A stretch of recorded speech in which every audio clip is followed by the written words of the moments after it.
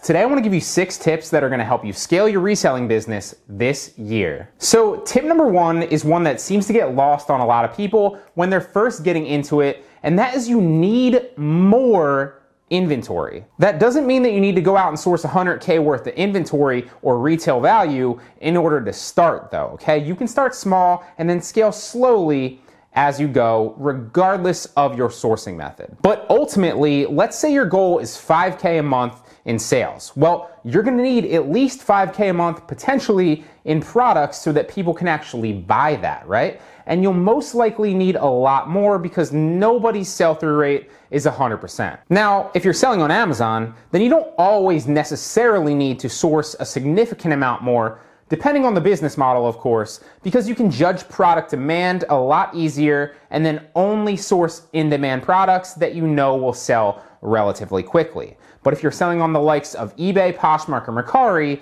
then the more quality, generally speaking at least, the more quality inventory that you have will generally mean more sales and more profit. Now, the second tip is one that I see a lot of beginners making as well, and that is to not price yourself out of your profit. That means if you list something and it doesn't sell within your expected time frame, don't get impatient. Finding a buyer on these sites is kind of a lot like dating in a weird way, right? You might have to kiss a lot of frogs to find your prince or princesses, as they say.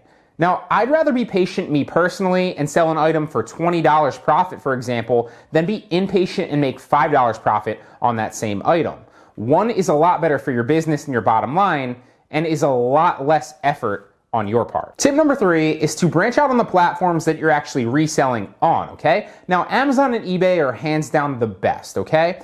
But if you're listing on only those platforms, you're really leaving a lot of sales and profit on the table. I would heavily recommend, depending on the business models that you're implementing, obviously, to look into selling on Poshmark and Mercari on top of those two as well.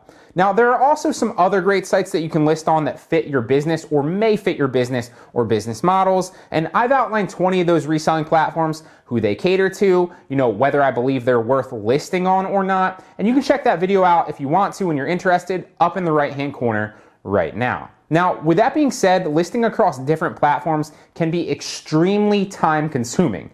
I totally get that. But the good news for you and me is there are softwares out there that will help us do a lot of the work for you. Now, List Perfectly is a multi-channel listing software that lets you create one listing and then it'll post it across different reselling platforms for you instantly. Not only that, it'll also manage your inventory and take sold inventory off other platforms once you no longer have it in stock. Now, you can test out List Perfectly for free, 100%. Just head over to listperfectly.com and sign up for their free trial. Now, I'm not affiliated with them at all. I just really believe in the software. I use it myself, and I know it can help you. The next tip is a crucial one, and that's that it is a lifestyle. You need to think long-term and building an actual business. The number one reason people fail in the stock market, or really anything for that matter, is that they try to day trade stocks instead of focusing on investing for the long term. Same thing with reselling, really.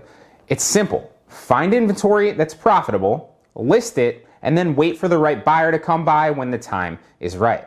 It's not complicated, but it does take discipline and the right system. Now, the next tip is to keep your inventory organized. If you're selling on Amazon through FBA, then this clearly doesn't apply to you because Amazon will do all this in the logistics for you. But if you're doing your own fulfillment on Poshmark, eBay, or Mercari, this is crucial. And I learned this the hard way, so hopefully you don't have to. I've spent hours and hours of my life searching for inventory and for items when I didn't have an inventory system. Not only that, there have been countless times that I've had to cancel orders because I literally couldn't locate that item. And for every single platform, they take it very, very seriously, especially eBay and Amazon. So by implementing an inventory system, you'll save time and protect your selling accounts. And I've also made a video documenting my inventory system and how you can replicate that as well. If you're interested in that, link up in the right-hand corner to that as well. The last tip is to do more product research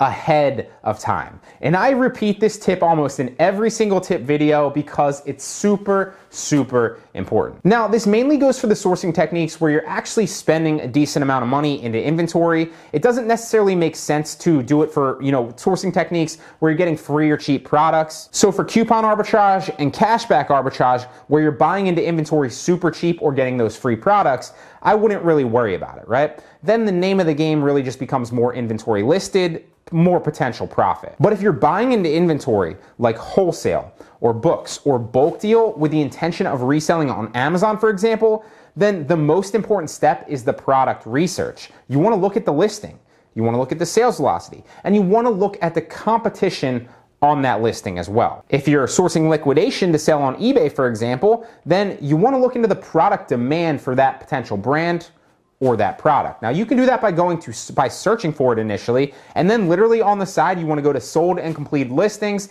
and see exactly what of that brand and that specific listing or listings very, very similar have sold for. You want to look at the amount of sales and the recency of those sales. You also want to check the supply and the competition for that said product. Are there a bunch of sellers on the listing, for example, that are listing the product a lot lower than you were hoping to? Then in that case, it's probably a bad buy. So there you have it, guys. 6 tips that will help you scale your reselling business this year.